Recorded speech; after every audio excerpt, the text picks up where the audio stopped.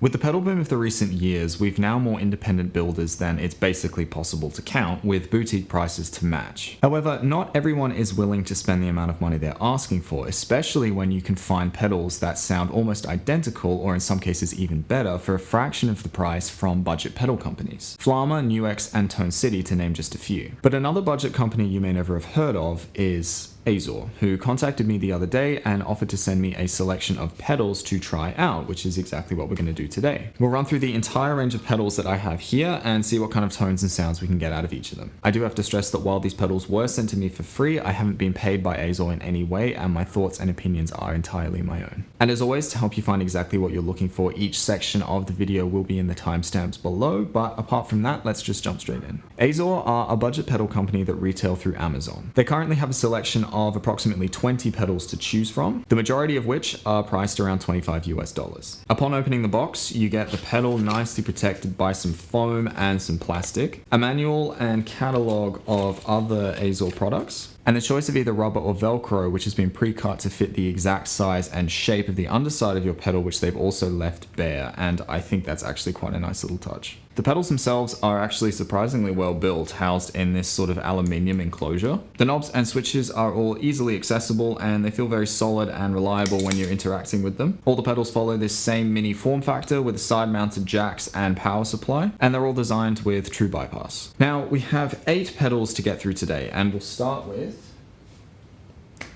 the compressor. It has 3 controls: level, EQ, and compression, and already with that EQ control, it strikes me as being more utilitarian than a traditional compressor, almost as if trying to fill the role of a basic EQ and a compressor simultaneously. And from playing it, it's not a subtle compressor, it's quite aggressive in the attack, but you can dial it back using the compression knob to more manageable levels.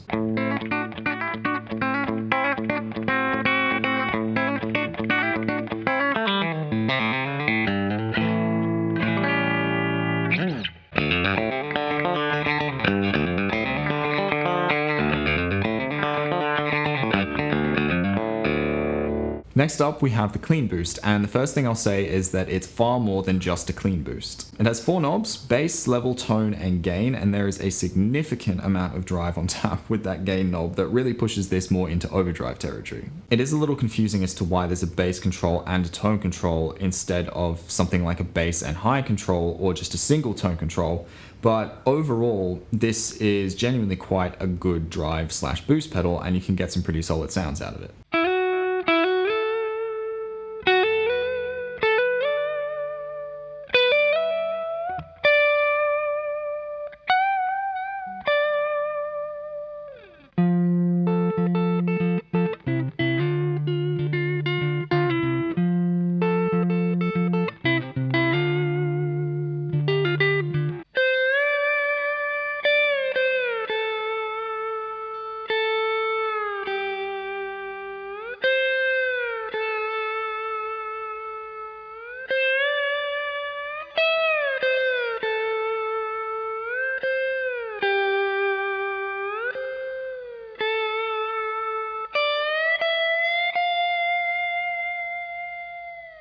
The blue overdrive is described as a low-gain overdrive designed to give you transparent and iconic vintage tube sounds. It has 4 knobs: drive, high, low, and level, and I can't quite work out what circuit this is meant to be based on or emulating, but whatever it is, it has a nice tone to it, it's easy to dial in, and overall, I actually quite like this one.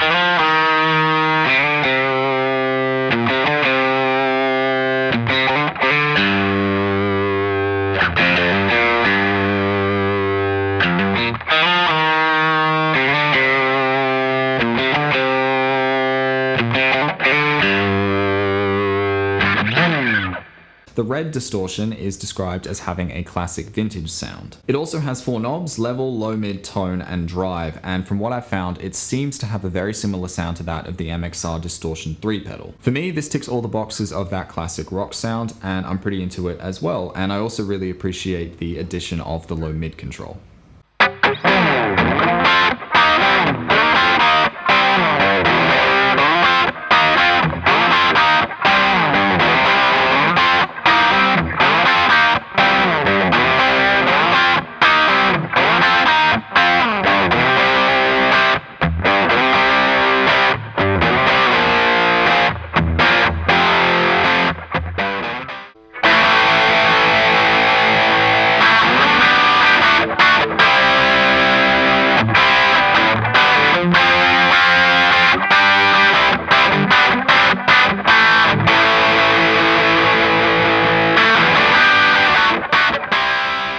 The Grey Fuzz is undoubtedly based on a very specific classic fuzz, the Big Muff. Its 3 controls, level, tone, and fuzz, perform all the same functions as those on a Big Muff, and honestly, in terms of sound, it has all the hallmarks of everything you'd both want and expect from a Big Muff clone.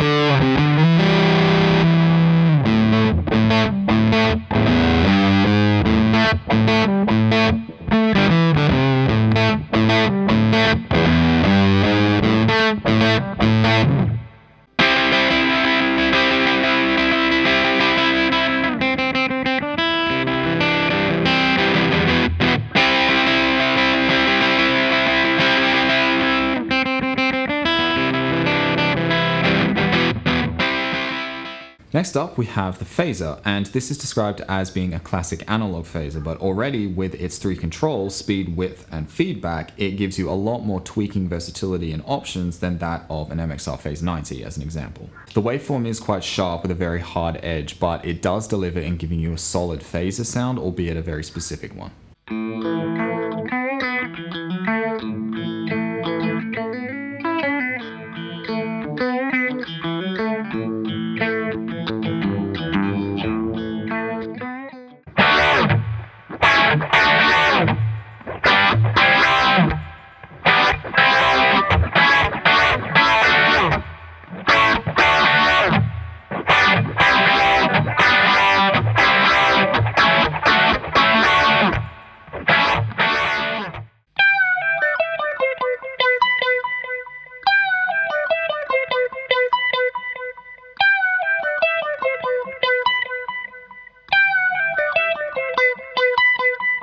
The blue delay is described as being pure analog and vintage. It has 3 controls: mix, repeat, and time, and maxes out at 600 milliseconds. You can hear it has quite a warm voicing in its repeats, which are very analog sounding, and it also manages to self-oscillate quite well, which is a nice touch too.